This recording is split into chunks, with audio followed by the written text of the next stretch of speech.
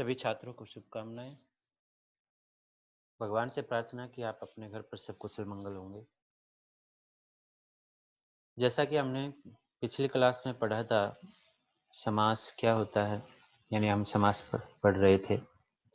समास का अर्थ क्या था, समास की परिभाषा क्या थी, उसके भेद क्या थे, तो ये सब पढ़ा था। पिछली कक्षा में हम पढ़ चुके हैं, लेकिन एक बार उसको दोबारा से एक बार दोहरा देते हैं कि क्या क्या हमने पढ़ा था। समास का अर्थ बताया था, शब्दों का छोटा स्वरूप जो होता है वो समास का अर्थ होता है। परिभाषा क्या होती है, दो या दो से अधिक शब्दों से मिलकर जो नया शब्द बने उस शब्द को हम क्या बोलते हैं, समास बोलते हैं। जैसे रसोई घर, रसोई के लिए घर, तो रसोई के लिए घर, इन शब्दों को जोड़कर एक शब्द बनाया गया रसोई घर, तो इसी को समास पद कहा जाता है। समास के भेद, मूल रूप से समास के 4 भेद हैं। यदि आपसे क्वेश्चन किया जाता है किसी प्रतियोगिता में कि मुख्य या मूल रूप से समास के कितने भेद हैं, तो 4 भेद हैं। और कुल समास के कितने भेद हैं यदि ये पूछा जाए तो 6 भेद हैं। मुख्य 4 भेद कौन कौन से हैं? अविभाव समास, तत्पुरुष समास, द्वंद्व समास, बहुव्रीहि समास, तो ये मुख्य 4 हैं। अब आता है कि 6 भेद कैसे हैं। तो तत्पुरुष समास के 2 उपभेद हैं, कर्मधारय समास और द्विगु समास।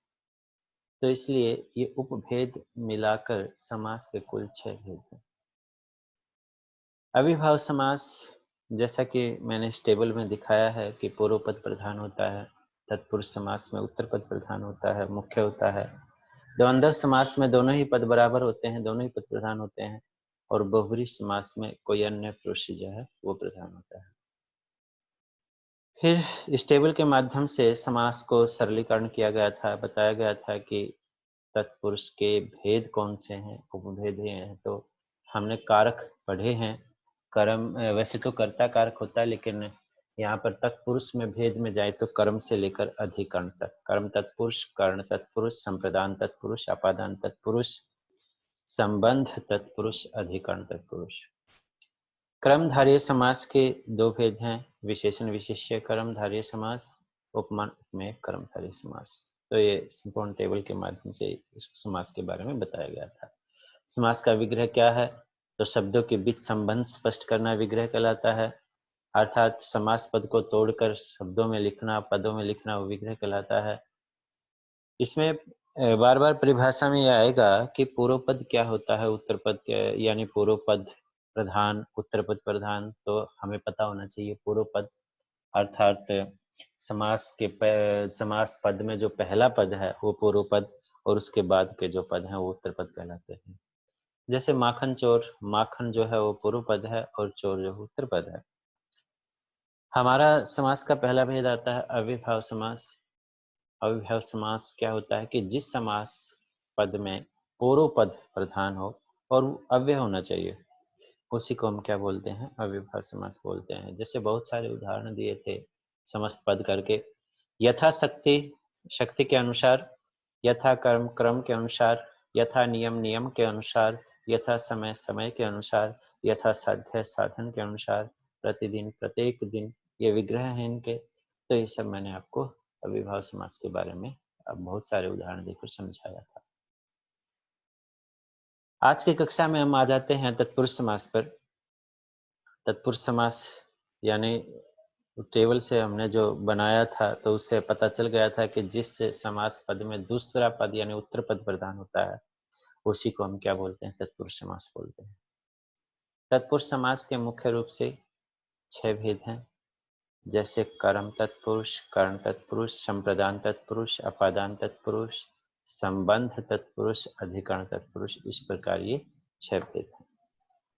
आज हम तत्पुरुष के पहले भेद पर बात करते हैं, कर्म तत्पुरुष।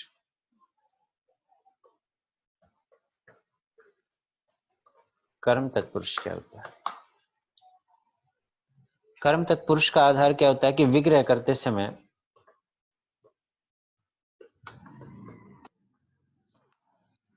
कर्म कारक चिन्ह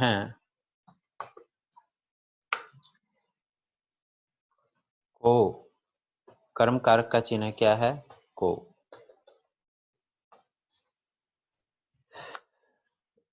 का प्रयोग होता है,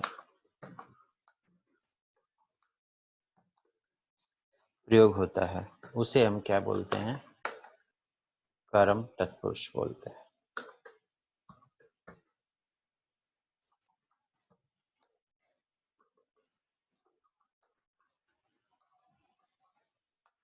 कर्म तत्पुरुष कहते हैं।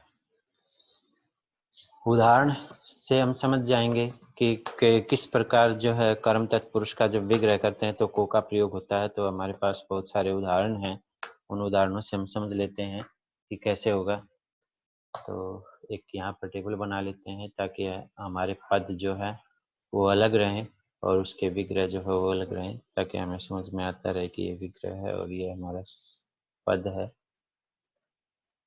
समास पद जिसे हम बोलते हैं। यहाँ पर समस्त पद या समास पद जो हम लिख सकते हैं, ये विग्रह है।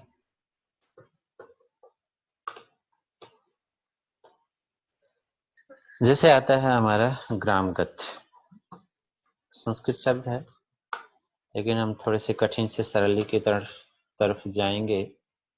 तो ग्राम का अर्थ गांव होता है, या ग्राम हम कह सकते हैं ग्राम को गया हुआ।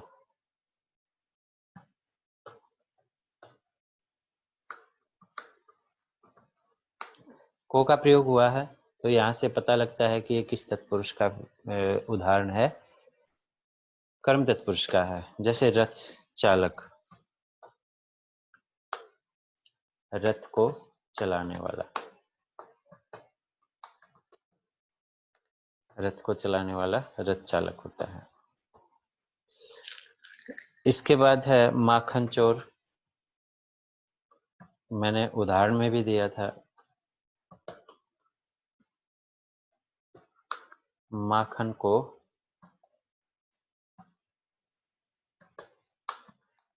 चुराने वाला, माखन को चुराने वाला। फिर है वनगमन,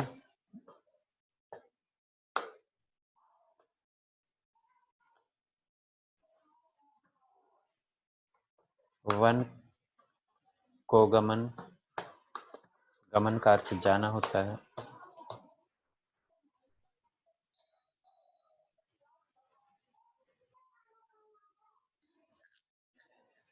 मुंह है तोड़,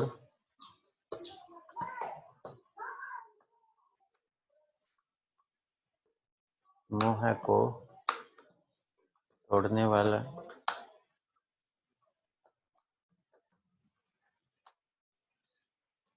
स्वर्ग प्राप्त,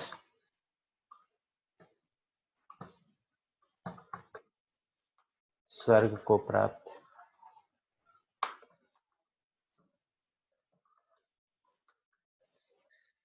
देशगत,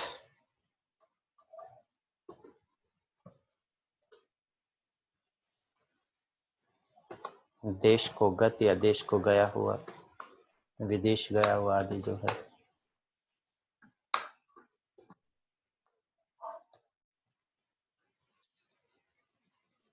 इसके बाद इस प्रकार जो है हम ये ध्यान दें इन उदाहरणों पर कि जब भी हम इनका विग्रह कर रहे हैं तो यहाँ को जो है कर्म कारक का जो चिन्ह है उसका प्रयोग हो रहा है। तो इससे स्पष्ट है कि इसमें जो स्वर्ग प्राप्त यानी जो उत्तर पद है, प्राप्त है, जाना है कहीं, तो ये सारे पद जो है उत्तर पद प्रधान है। और को चिन्ह का प्रयोग होकर जो है ये तत्पुरुष का कौन सा भेद बन जाता है? कर्म तत्पुरुष बन जाता है। उदाहरण देख लेते हैं। और जैसे गिरिधर,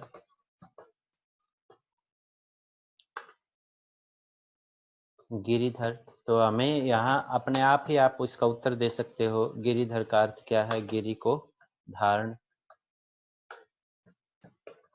धारण करने वाला आदि जो है वो बन जाते हैं। गृहागत,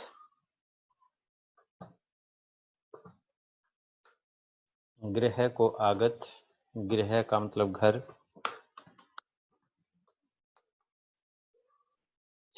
चिड़ी मार साधारण उदाहरण भी ले लेते हैं। चिड़िया को मारने वाला।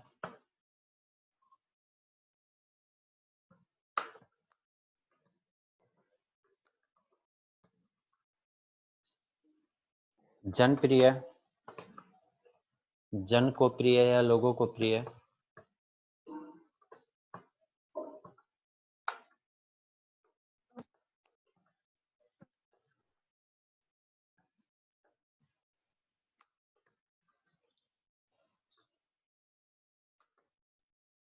सॉरी, वहां पीछे चला गया था।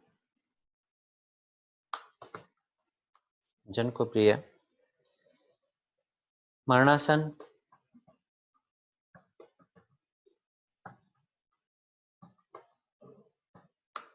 मरण को आसन यानी मरने के नजदीक जो होना,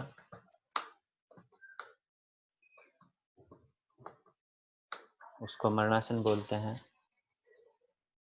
जल पिपासु,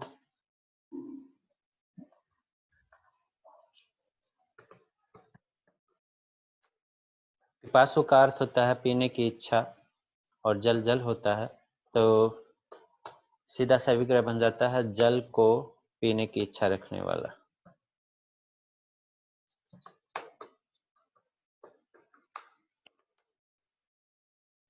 जल को पीने की इच्छा, जल पिपासु होता है। इसके बाद जल घर,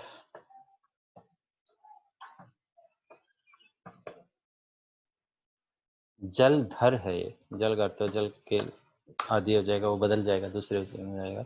जल को धारण करने वाला, बादल के लिए प्रयोग किया गया है।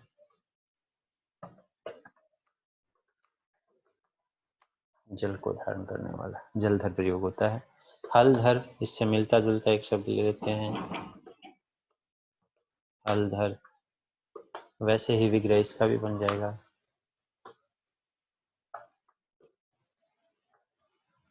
हल को धारण करने वाला,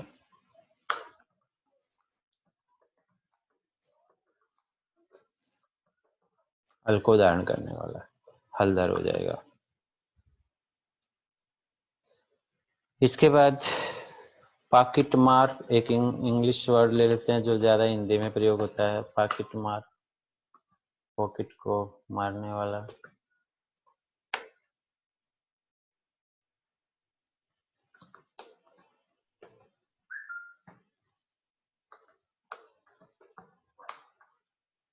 जेब कतरे को बोलते हैं पॉकेट मार, तो वही है। मनोहर, मनोहर मन को हरने वाला।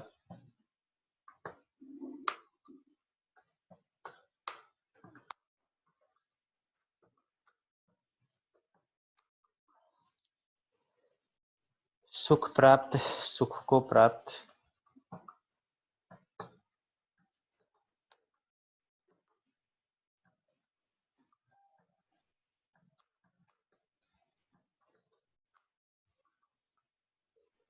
संगीतज्ञ होता है एक शब्द, संगीतज्ञ, संगीत को जानने वाला।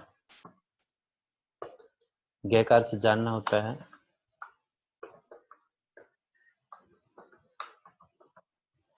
संगीत को जानने वाला संगीतज्ञ होता है।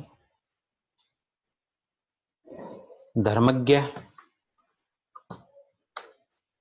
धर्म को जानने वाला।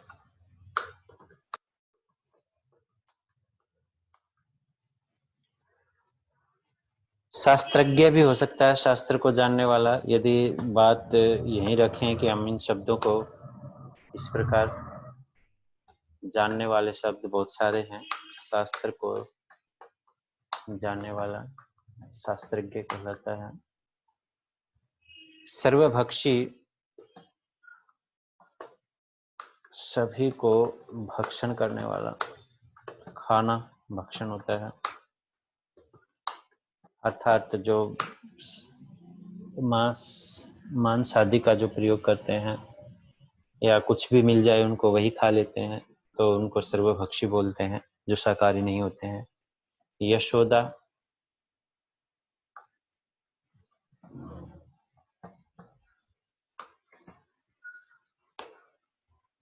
यश को या सम्मान दिलाने वाले, सम्मान को दिलाने वाले, ये प्रयोग होगा। यश को देने वाले, मान सम्मान बढ़ाने वाले के लिए यशोदा शब्द जो है, श्री कृष्ण की माता का नाम है यशोदा, तो उसके अनुसार ये प्रयोग किया जाता है। तो इससे हम समझ गए होंगे कि कर्म जो तत्पुरुष है उसका विग्रह कैसे होता है, और विग्रह से हमें पता लग जाता है कि ये कौन सा है कर्म तत्पुरुष है। तो बहुत सारे उदाहरण हमने जो है आपको दिए, इन उदाहरणों को ध्यान से आपको पढ़ना है और समझना है कि कर्म तत्पुरुष का किस प्रकार प्रयोग हुआ है। अब हम आ जाते हैं कर्म के बाद। हम सबको पता है कि कारक में कौन सा आता है, कर्ण आता है, कर्ण तत्पुरुष आता है। कर्ण तत्पुरुष क्या होता है कि विग्रह करते समय परिभाषा वही वैसे ही रहेगी। यदि बात करें कि कर्ण तत्पुरुष, संप्रदान तत्पुरुष, इनको समझाने की बात है तो कारक चिन्ह का प्रयोग, क्या प्रयोग होता है वही बताना है। करते समय कर्ण कारक चिन्ह से द्वारा का प्रयोग होता है।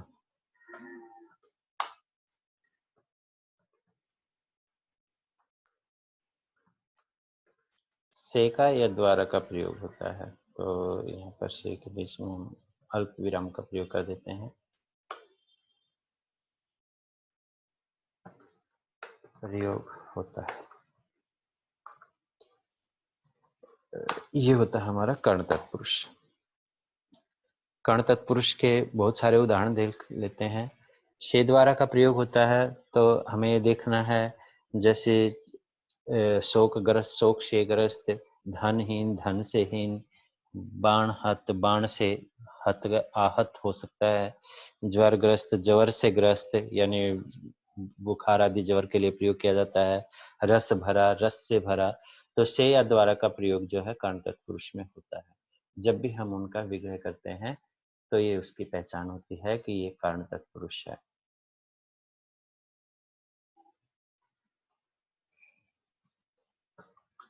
समस्त पद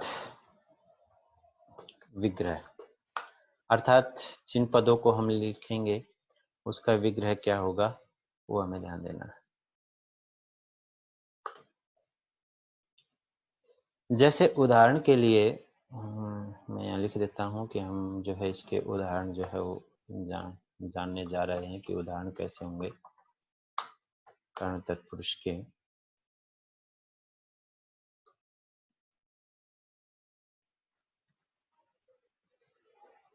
जैसे अकाल पीड़ित,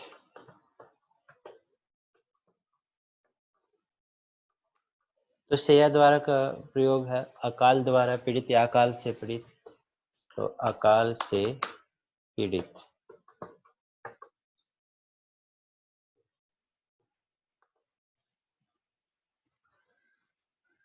अंधकार युक्त,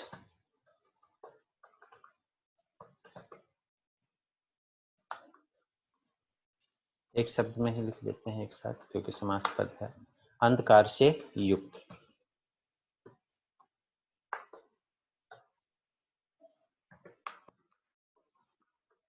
अंधकार से युक्त। आचार पूत, शब्द अजीब सा लगेगा आचार पूत, लेकिन ये कई बार परीक्षाओं में पूछा गया है ये शब्द, क्योंकि ये समझ नहीं आता है बहुत सारे जो कम ज्ञाता होते हैं। तो पूत का अर्थ पवित्र है और आचार का अर्थ आचरण से, आचरण से पवित्र,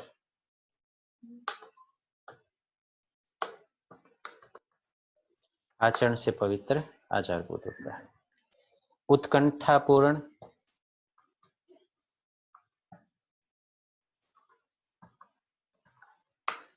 उत्कंठा से पूर्ण,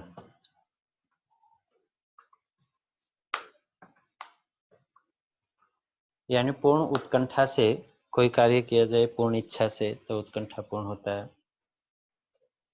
इससे आगे चलते हैं, करुणापूर्ण,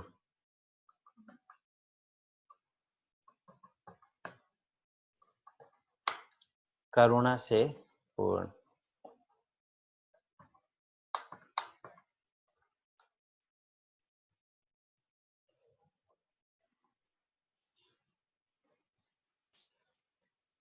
कामचोर।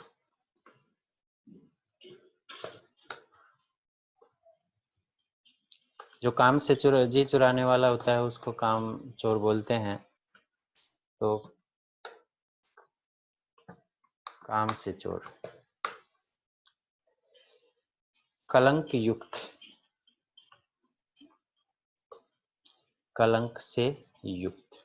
अब हमें जो है कर्ण से ये पता लग रहा है कि हम कर्ण तत्पुरुष के बारे में, तो से या द्वारा का प्रयोग होना है। तो वैसे ही हमें ये ध्यान रखना है, कलंक से युक्त। यदि कलंक मुक्त हो जाता है तो वहां पर ध्यान रखना है कि वहां पर अपादान तत्पुरुष में भी से का प्रयोग होता है, लेकिन वहां अलग होने में होता है। तो कलंक मुक्त हो जाए तो कलंक से मुक्त हो जाना यानी हट जाना, तो ये कर्ण तत्पुरुष की बजाय फिर अपादान तत्पुरुष में पहुंच जाएगा। कहीं आप ये कलंक युक्त और कलंक मुक्त दोनों को एक दूसरे से जोड़ कर देखो, तो ऐसा नहीं है, वो ध्यान रखना है। वो आगे जब समझाएंगे उसमें। कष्ट शब्द है। कष्ट से सिद्ध होना यानी कष्ट से साध्य है। सफल होना कष्ट से साध्य होता है। नेक्स्ट में जाते हैं कर्मवीर। कर्म से वीर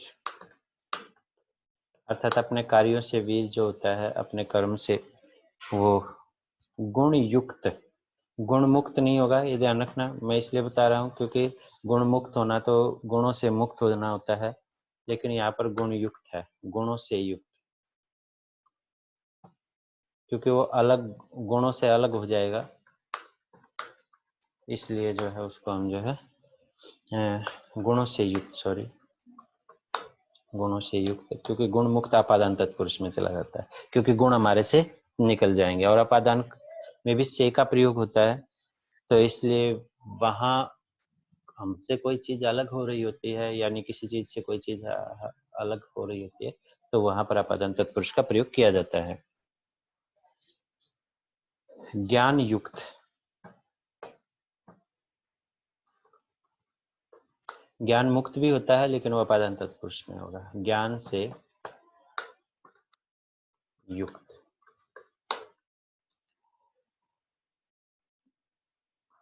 जल, एक जलावृत होता है एक शब्द, वृत्त आवृत शब्द है ये, जिसका अर्थ ढका होना। तो जल से आवृत, जो जलमग्न होते हैं, चीजें जल से ढकी होती हैं, उनके लिए जलावृत शब्द का प्रयोग किया जाता है। जलसिक्त। जल से सिक्त।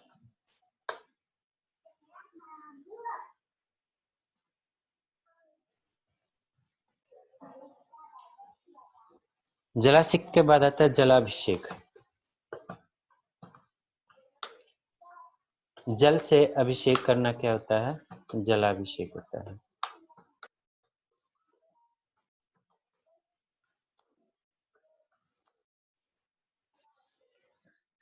राजा आदि का, किसी योद्धा का जब अभिषेक किया जाता था तो ऊपर सिर पर जल डाला जाता था, गंगा जल आदि जो भी है, जलाभिषेक कहलाता है।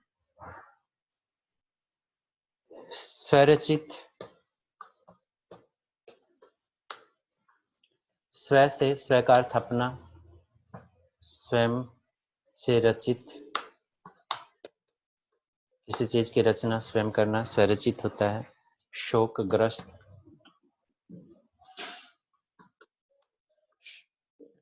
शोक से ग्रस्त या शोक द्वारा ग्रस्त, शेया द्वारा का प्रयोग किया जा सकता है। स्व द्वारा रचित का प्रयोग किया जा सकता है, स्वयं से रचित का, क्योंकि शेया द्वारा का अभिप्राय दोनों का एक ही होता है। भूख मरी, भूख मरा, भूख से, इसमें मात्रा जो है बढ़ जाएगी, भूख मरा, भूख से मरा। धनहीन। धन से हीन। बाणाहत, बाणाहत, बाण से मारा गया।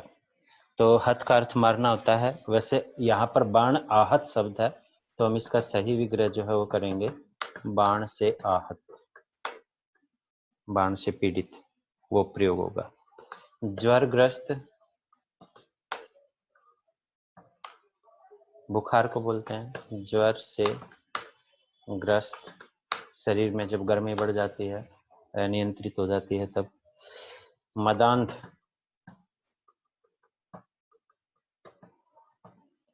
मद से अंधा, मद यानी घमंड से, अभिमान से युक्त जो है उसको मदांध बोलते हैं।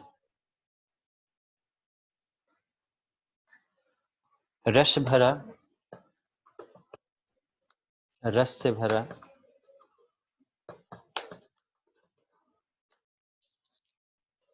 भयाकुल, भय से आकुल,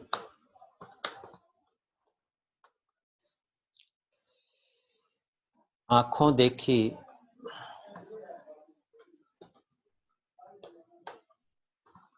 आंखों द्वारा का भी प्रयोग कर लेते हैं। आंखों द्वारा देखी, आंखों से देखी, आंखों देखी होता है। हस्तलिखित,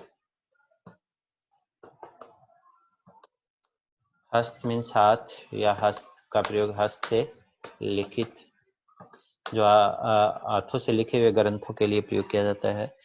कवि आदि रचनाएं जो की गई हैं, हस्तलिखित रचनाएं जो थी उनको हस्त, कवि रचित, कवि द्वारा रचित।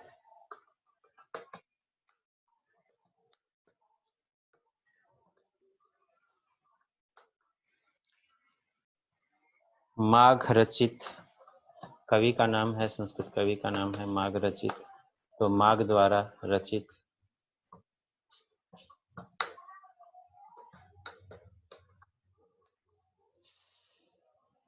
श्रमजीवी,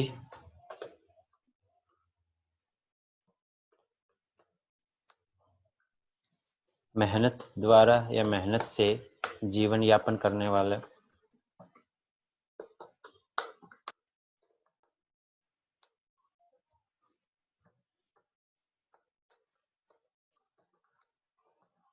श्रमजीवी होता है। दुख संतप्त,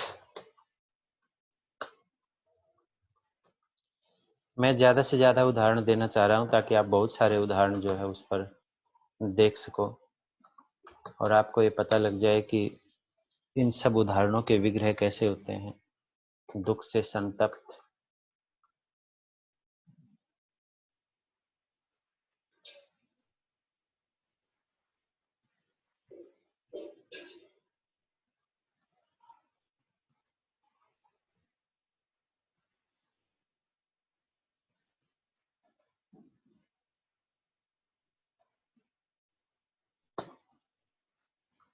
और बीच में व्यवधान आ गया था कुछ। दुख से संतप्त,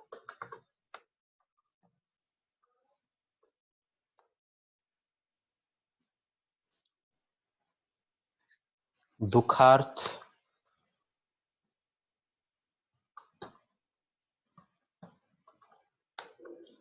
दुख से आर्थ या पीड़ित या दुखी शब्द के लिए प्रयोग किया जाता है दुखार्थ।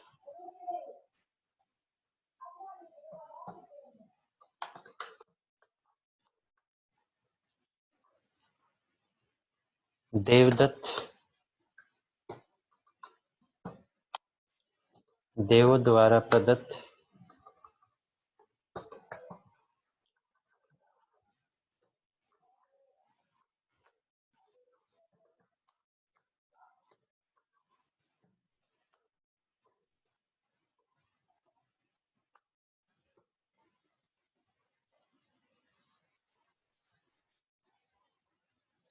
नियमबद्ध,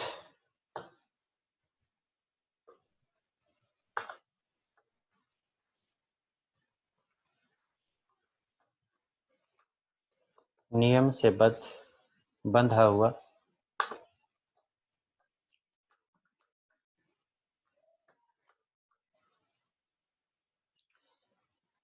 पद दलित, पद का अर्थ पैरों होता है, तो पद से दलित, वैसे पद से निकाल देना भी पद दलित होता है।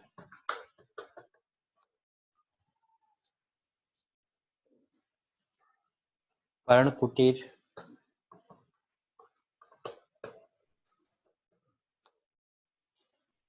पर्ण से या पर्ण द्वारा, पर्ण का अर्थ तिनके होता है।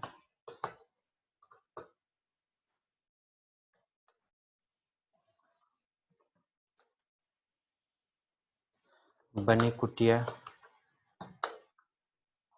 पर्ण कुटीर होती है। प्रेम सिक्त,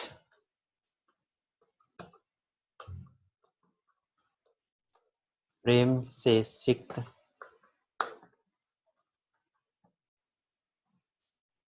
या हम इसे कह सकते हैं प्रेम से आसक्त।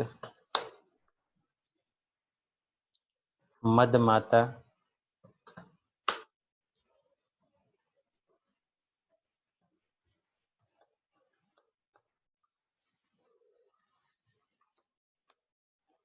मद से युक्त या मस्त आदि शब्द प्रयोग किए जाते हैं।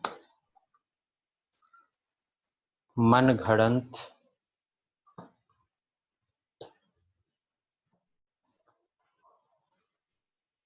मन से गढ़े हुए को मन घड़ंत बोलते हैं।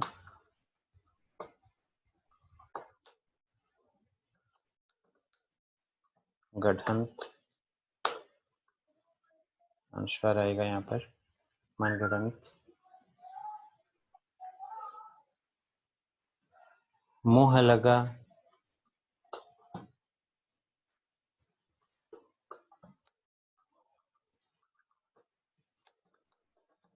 मुंह से लगा अर्थात हमारा जो है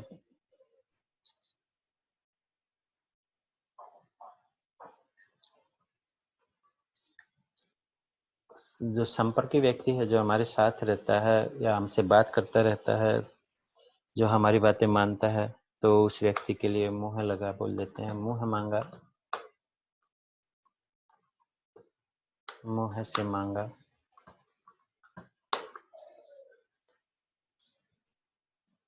मन माना,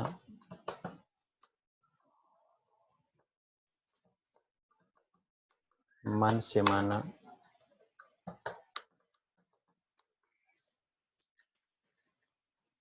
रक्त रंजित,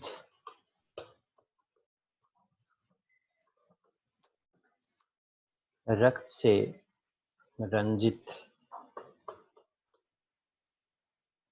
सॉरी इसी में मैंने लिख दिया वगैरह, रक्त से रंजित। रेखांकित,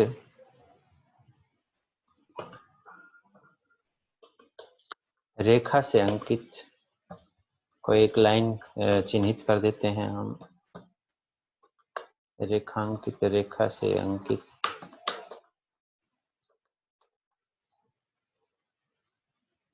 रस भरा,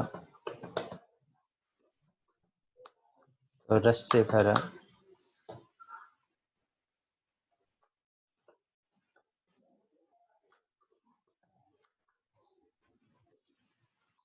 रोगग्रस्त,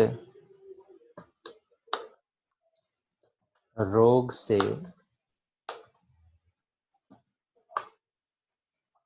रोग से ग्रस्त। शोकाकुल, शोक से आकुल।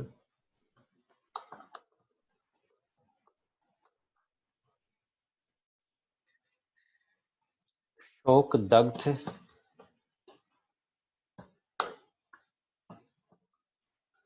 शोक से दग्ध, जला। दग्ध का अर्थ होता है जला हुआ, शोक से जला हुआ, उसको शोक दग्ध बोलते हैं।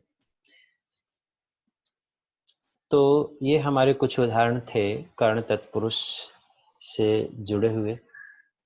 तो कर्ण तत्पुरुष लगभग मैंने वो उदाहरण देने का प्रयास किया है जो लगभग परीक्षाओं में पूछे जाते हैं, और कुछ मुश्किल हैं, कुछ आसान हैं। तो सब तरह के उदाहरण लिए गए हैं यहाँ से। तो आपको ये सब जो है विग्रह सहित इनको लिख लेना है और इनको याद करना है। तो आज यहीं हम अपना पाठ्यक्रम यहीं तक का रखते हैं और आगे की क्लास जो है कल देखते हैं, फिर भेजते हैं। आपको आज का गृह कार्य जो है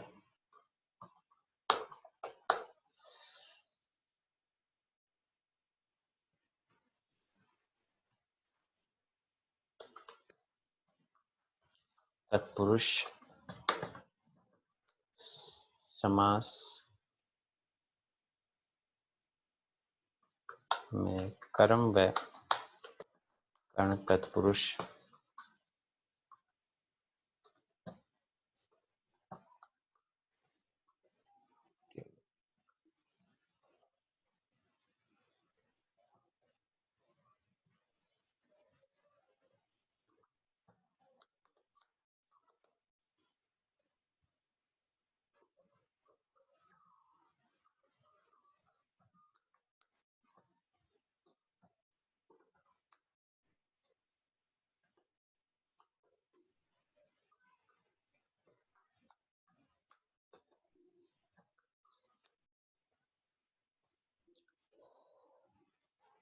ओके।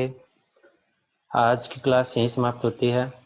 आप इनको ध्यान से सभी जो है विग्रह हैं उन सभी को याद कीजिए, समास समास पदों के, और कर्म तत्पुरुष को अच्छी तरह से एक बार ध्यान से देख लेना है, अच्छी तरह से याद कर लेना है। पिछला जो समास हो चुका है विभव समास, उसके भेद और उसके उदाहरण जो दिए गए हैं उन सबको याद करना है। तो आज का काम यहीं तक है और शुभकामनाएं आपको। आप अच्छी तरह से इसकी तैयारी करें, सफल हों।